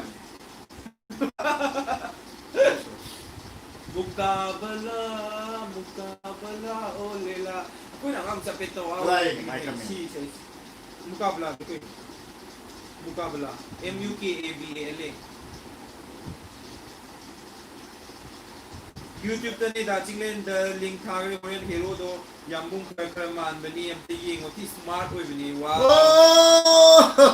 ยังฮาราเวทมาให้พี่รับประตูเดียที่กระบะไอ้เซฟเซ่ มวยรังเทียนลำถวยเป็นนะ ดาวจิงเลน bro อามาเซไกมิงเกาเกมเหสราจกุมารเนี่ย ไอ้สิ่งพวกอย่างนี้สิ่งต่างๆก็ มเหสราจกุมารก็มันคุรายเลย bro คุยกี้ bro แล้วคุยกี้ YouTube channel เดียวกันตัวที่บ้านนี่ปล่าಅದುไม่มิงกันเลยนะಅದು की सिगी YouTube channel से और तो मैं आम video में भी ऊपर है तो सीख भीกันโน่นก็มีแต่ไม่สนารมุกาบลาสโลไฮเซียเขาสักเท่าไหร่สักเท่าไฮเดียเตะดูแต่ไม่จนไฮเดียมาหน้าไฮรามินะไฮเป็ดตั้งนี่ไล่ตัวไล่นี่ยาโอเคอุซิงเนี่ยไฮเป็ดตั้งง่ายกี่ตัวเรื่องดูไม่ยอมสาวเตะมุกไล่ continuous สลายกี่คนตัวเดียว ready 1 2 3 Mukala, mukabala, olela, olela. Mukabala, suba, ala, olela. Sì, sai se ti parta è, mi si chiama di non mai te. Ma nanti, di, mana Malaysia. Kita ni sana Malaysia. Nung mayam nung ay na ko budi khalapan ni sai siam ko ay sai siam ko ay music on da me nung ay tari dama hes ne ay na boniam male hay se kana mo yo ya da brahma le ko ne dok se mayam kamen pirai pirai sartas na turkey ki serial ne thoi mutum na hay se ya mwa bani yeng munui aya hey Wendy thoi mutum na Chinglen, what are you doing now? Hey bro, what's up? How are you? It's been a long time I didn't see you. So, what you had? Sartas na thoi mutum na puja sa ni. Ado thoi mutum yam sakti bani. Yan sa team ni ko. Mi ka puja ba ni mali. Ako'y live siya si pat tat level pa. Kasi magkoy wifi si kamay to mo. Wifi makudo sa lab. Ako'y tanan mayam makeba no kari network siya nung bro nung ay taban ti habi ro ne. Ako'y clear oy bra oy da bra. I want to clear oy dim ko sige. Ado si dadi usi moment na sana ka. Ako'y na clear oy dana. Ari ay phone si clear oy dim. Amo mara clear oy sa. Ado ni kay gino kang gin. Maya wai san se comment habi ro Q&A Q&A ka na kay su mina Q&A siya nga ba na Q&A hay do Q&A hay sa pau mi da hangin ba wala koy ko daga na ko na na hangin do no adu sume adu yang chum ba wa pam ne kamay na koy gumba kay sunata ba ni da kamay na Q&A hangin to no undi sum koy na ni YouTube ko kay ka video yem da uzi yang bayan sa di ba Q&A SMS read ke macha thoi parisidi sida di tholak ta re sida tholak akoi sida tholak tre sida thole ko aduga ke macha kari mai te me channa adugi hudu na yeng liba mi ko ibung ani ba ki hoy salaki adu salaki se sartas na oi di akoi chu adu ne ai se yambung gi sai gi ming hai ro oi kana no hai re mi do chantom bina Zantumbi XY ay sai mi khoi mu tu na sartas na yeng ba ga yeng lui thu ga yeng mai tam na ira ko ne ai na drama ga am pa ge sartas se yeng ba lui thu aga wa ba ni yeng lu kai na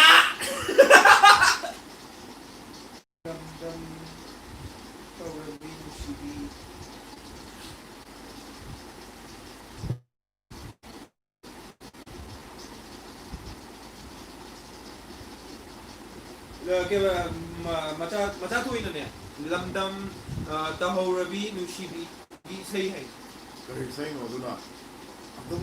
हम तो ताजे ही se hudu ne yeng ne belanga saksi anta ready se sine nangi sai ne kanona koi mitai me sana haire be sai se koi gi jingen gi favorite song ne matam budi mo koi na live to go matam budi mo adum sakpa ne sa se ready 1 2 3 Hudu yeng liba mituna karigi amu niyamnari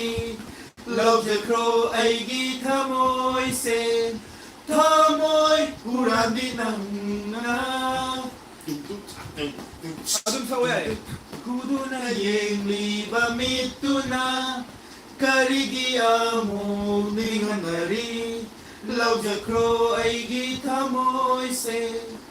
Tamoy kurami nanga Nasaan kayo? Ito amo kaya Kabal Paraba ahinda Nang na Lingam da nakakiba Miching Miracle tadraba Ahing Mamay na sangkiba Nungay kresu Nang ay numito Again Nungay kresu Nang ay numito Udu na bukra bata moise Karigi amo ilkopiri Lauja kro ay gita moise Tamoy kurami nang na Thank you. Okay, Masyadong isa-isa gyan dati. Ano hate sauga di ko. Susanna, sing a nice song. Susan, why don't you give us a song? We'll sing Yeah, for you. we'll sing for you. Kung aniki maming sai maming hayo Q&A sirang turan kumbaya de ko eh. Okay, tasing na harda ko uzi adudi Q&A or so adumadi ko secret private when it comes out again. Have the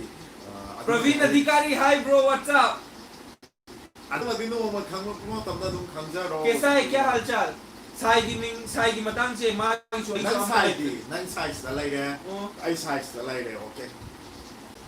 Next up mo दाची ले ना मऊ फटा बीमा ले जिकी दो ba me mai role makang da lauda la di guy de tong da ko ya ta acting apa tong da ro ma ya mawang da लन कोई ना bro अनि से आई चंगा अगर मई याउ ड्रे चांस चार तो रुकी के अदुले मुको होय होय गायम के thank you ngai ram ke ko num tong Umita इसे हम फसे thank you Omita, thank you so much bye लन कोई बा करता हा नोए adum isay dum khala pai matungina dum tawrake ko ju Praveen Adhikari, yes bro, you should join us one day very soon huh? yes We'll be waiting we are for you. waiting for you kana mo Hey manam kaya ichan maitay may ichan pelabo thamoy ka do pelabo adu mitay me isan na hire pa isay je music yaw ka na kena nuai ka me mayam te koi su sa se movement do nuai na ba adu music yaw dra me music yaw te bide dum sa pa alu din noi sai makai wang chaudhry e pok tari ye so is on tari ye koi sai ko adagi chai maitay may ichan na daching nen je igum palai ba ko boya ni palai ba dala palai bi oh palai ba ma la man do ni koi mayam nuai na ba nga ki nuai ba asim ma koi na film yen kan da palai bi adu dai ki mombi adu ki moi khar yaw ri dum man ko film de dum nuai da moi ne nuai hali ne ta sing na du mai nuai koi na koi ki youtube channel du su mayam mai to koi na kai no hapsal la ga nuai na ba mayam ni ka ko tong sa ki mayam su soi da na video koi ni ka mo channel si ko adu ne ba koi bu tum na ka chakra koi bu tum na ba sam koi da te ai ni ko ka do as koi bi kan ai ke sam ga yaw ne je ka ga chan do mi na su sam adu mayam comments da dilak re do ye kai ni ka main lak as pokning de da sum nungai khale lan to nuai doi ni thank you bro ipen di thamoi se je thamoi gi matang de se ma sa ge du di se gai ra thamoi gi ma che si da su sinduna lai ho re nung si ba wa kat pa su ngam la ro jin ma se kari gi khong go pi lam ni na ku na ma put Bache soi gi batai ma put ta la hau ga ta na ba hinga punjan di ram le ai gi phaza ba Tinga ha khamo kanam ai office pai am wai char mo Sedai wani ge ngi nga sara ke. Adai ki biziana babung ani free oil e hai an ngasi ni khara free oil bizia aduna ne free ओइबदुना YouTube त मयामगा पुल्लगा कनो तवि गसिनसु आनने YouTube त live थामासे मयामना स्माइ नुसिदना येंबिराइजि याम माय कोइसु अदुम कोइगे ब्लॉग अनौ अनौबा अदुम सेमजरके जामिना सि कोइ मारि गसाइ जामिना सिगी कनोगी पाफोर थोंबगी रेसिपी अमा थागतसिराना खलामने अदुसु मयामना हाइरपगी नोइना पाफोर थोंबा साइ हाइदो कमाइना थोंगे अत हापिरो ना हाइरेबा अदु मयाम पाफोर थोंबदुसु कोइ सुंदर सोइदना थोंगा हापसारके अदुसु मयामना नुसिबिदुना येंबियो अदु थोम तोबने पाफोर तसेबा कोइ हाइजनबा नतेबा पाफोर हिंजांग थोंबदा पाफोर हापोबा क्या मदुगी महाव कमाइ तौबियो ना थोंबदेन हावने तसेना कोइना कनो तौबा नतौ अदुदगी आइगी इसै हाइरि ये कनोना मसा थोइना अदुदगी इबुंग पाम हैबा इबुंग पाम बै काय सखरगे ये कनोना ai phone nam lak ba aduna ke mana Saurav Kumar Singh you speaking in Hindi yes Yeah, bro we can Saurav we can speak speak in in Hindi Hindi also. हाँ हिंदी में भी हम बोल सकते हैं बताइए जो भी बोलना है हिंदी में बोल और सी सही हम एक्सपेक्ट हिंदी की ये बीजीआई ये कोम ना आएगी पाखिद्रे अमु अच्छा चलता हूँ दुआओं में याद रखना मेरे जिक्र का जुबा से सवाल रखना दिल की सदकों में मेरे काम रखना सितारों में भी मेरे तो सलाम रखना अंधेरा तेरा मैंने ले लिया That's all about the company करो तो E bar Fly over again. You guys are very happy. Keep going. Thank you so much, Sujan. And I hope that you are going to help us with your friends. You need what? Can you please share our videos and channel to your friends also, so that they can subscribe our channel? Please.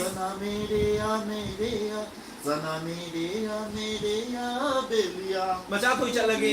I chal rahe he from you like that. Bye. Macha thoi. Macha unki next thing na siko pothar. उसी नमाना भाई हिंदी कहार पर दवाई नहीं Hindi song में साथ करें mic दम special for you Karano khangi. Ay man nati. वो आई दिन नमाना वर्ड यार नुक्सी भाई सही में आओ मैं मतेम तंगन के को जिन्हें ऐसे दिन नंजू है नहीं है Koi thai no. लम यों में फंसे ये As phade. Lam yo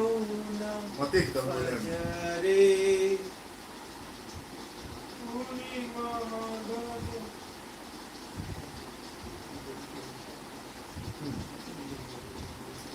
अदु मयाम कोई की वीडियो से आदि कोई की लाइव से मयाम ये भी भाई तो मत Ay sauri isay sakta bai. गरम है Macha thoi nang isay do karma no ta putoro.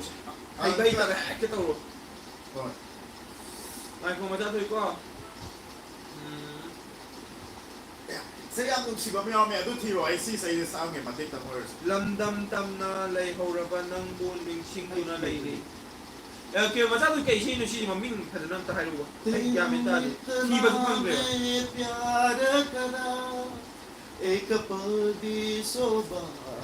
Next for my song please Lamdam ta hauraba. मैनू सजाए If neglect I'll give punishment for. इंतजार Hidak आप क्या है? कि तेरे लिए दुनिया छोड़ दी है कि तुझ पे ही सांस आके रुके मैं तुझको कितना चाहता हूँ कि तू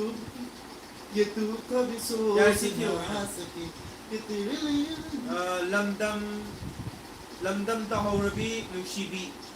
Kaya hai no. ay adum da tadri lamdam May spelling ta haurabi nusibi hai. Tam haurabi tam haurabi ay tam haurabi ay tam haurabi nusibi. tam haurabi nung sige Ay je voice message pa ba yadi. Aduna message to ilo. Nusibi. Tokte गरम में इसे no कहीं no film के album गिरो खानदरे मसातो ए छावया दे इसे दो सामिनासु छपुदी सामिंगे मसातो in higher पगी अदु इसे जे गरम नो ए खानसु खानदरे पास दरे नेक्स्ट आई न थिरा काना यूट्यूब अदु मयाम सोबी बसिया दे अदु कोई दी का नो से ꯑꯩꯈꯣꯏꯒꯤ ꯌꯨꯇ꯭ꯌꯨꯕꯀꯤ ꯂꯥꯏꯚꯁꯤꯡ ꯑꯁꯤꯅ ꯑꯍꯥꯟꯕꯅꯤ ꯃꯌꯥꯝ ꯁꯨꯃꯥꯏꯅ ꯑꯍꯥꯟꯕ ꯅꯨꯃꯤꯠꯁꯤꯗ ꯌꯥꯝ ꯅꯨꯡꯉꯥꯏꯔꯤꯁꯤꯅꯗꯤ ꯃꯇꯨꯡ ꯇꯥꯕꯗꯁꯨ ꯑꯗꯨꯝ ꯅꯨꯡꯉꯥꯏꯕ ꯚꯤꯌꯣꯁ ꯑꯩꯈꯣꯏꯒꯤ ꯅꯨꯡꯁꯤꯔꯕ ꯃꯔꯨꯞ ꯃꯌꯥꯝꯁꯨ ꯊꯦꯡꯅꯕ ꯑꯣꯏꯖꯒꯦ ꯉꯁꯤꯒꯤ ꯑꯍꯥꯟꯕ ꯀꯩꯅꯣꯁꯤꯗ ꯑꯁꯨꯛ ꯅꯨꯡꯉꯥꯏꯔꯤꯁꯤꯅꯗꯤꯀꯣ ꯑꯗꯨ ꯍꯧꯖꯤꯛ ꯃꯌꯥꯝ ꯑꯩꯈꯣꯏꯒꯤ ꯂꯥꯏꯐꯁꯦ ꯃꯇꯥꯡꯁꯤꯗ ꯂꯣꯏꯁꯤꯟꯖꯔꯒꯦ everyone take care ꯑꯗꯨ ꯑꯩꯈꯣꯏꯒꯤ ꯀꯩꯅꯣꯁꯤꯕꯨ ꯑꯩꯈꯣꯏꯒꯤ ꯆꯦꯅꯦꯜꯁꯦ ꯃꯌꯥꯝꯅ ꯁꯨꯡꯁꯣꯏ ꯁꯣꯏꯗꯅ ꯂꯥꯏꯛ ꯁꯄꯣꯔꯠ ꯇꯧꯕꯤꯔꯝꯃꯨ ꯁꯤꯌꯔ ꯇꯧꯕꯤꯌꯣ ꯐ꯭ꯔꯦꯟꯁꯤꯡꯗ ꯐꯦꯃꯤꯂꯤꯁꯤꯡꯗ ꯂꯣꯏꯅ ꯁꯟꯗꯣꯛꯄꯤꯌꯣ ꯑꯗꯨꯒ ꯀꯥꯎꯕꯤꯗꯅ ꯁꯕꯁꯀ꯭ꯔꯥꯏꯕ ꯇꯧꯕꯗꯁꯨ ꯁꯣꯝꯅ ꯁꯨꯡꯁꯣꯏ ꯁꯣꯏꯗꯅ ꯀꯥꯎꯕꯤꯒꯅꯨ ꯍꯥꯏꯖꯔꯤ ꯅꯣꯇꯤꯐꯤꯀꯦꯁꯟ ꯕꯦꯜ ꯑꯥꯏꯀꯣꯟꯗꯣ ꯄ꯭ꯔꯦꯁ ꯇꯧꯕꯤꯕ ꯀꯩꯒꯤꯅꯣꯗ ꯑꯩꯈꯣꯏꯅ ꯑꯅꯧꯕ ब्लॉग हफ्सरपदा सोमगी फोन ओके एवरीवन बाय सायोनारा अलविदा अन्यो गाइस याम हाय दाइन ओके बाय थैंक यू याम नुक्सिए एनीवन एवरीवन लोई नुक्सिए आई ताम